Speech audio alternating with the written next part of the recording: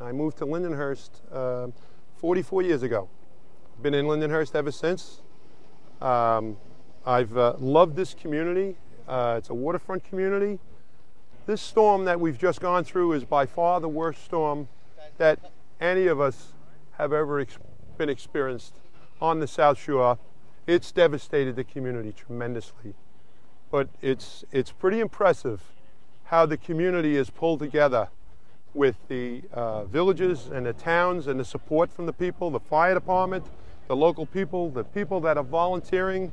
I mean, it is unbelievable. People that have had tremendous devastations to themselves are still out helping other people.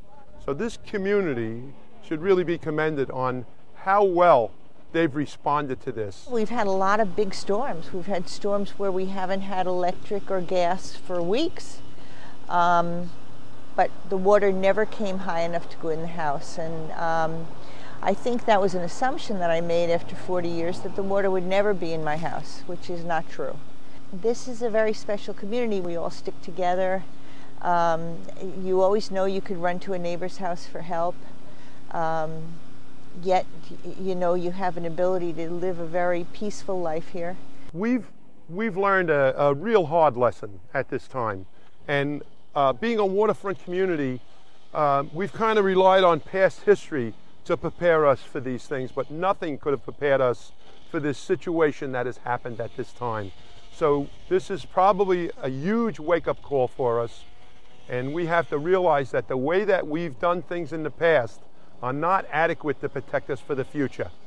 So what we should be probably looking at, and I'm sure the government agencies and the towns and the villages will help us prepare for this and give us a new standard of how we should approach the construction by the water and how we build by the water and how we prepare ourselves for these type of emergencies and situations. It's very unfortunate. A lot of people in this community, even a couple doors down, had lost their whole homes, the backs of their houses, weren't prepared for the wave action, just couldn't take it.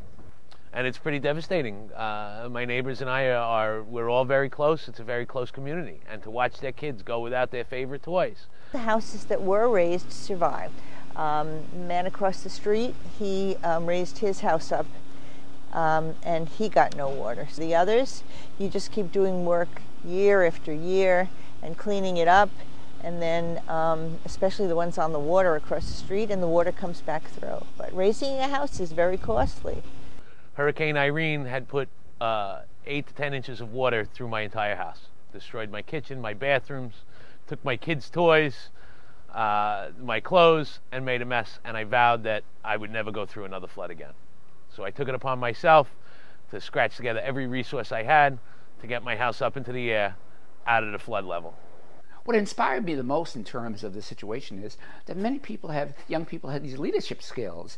Eric, right across the street, I couldn't believe how he rallied people in terms of working in the community and stuff like that. And why sacrifice a community like that?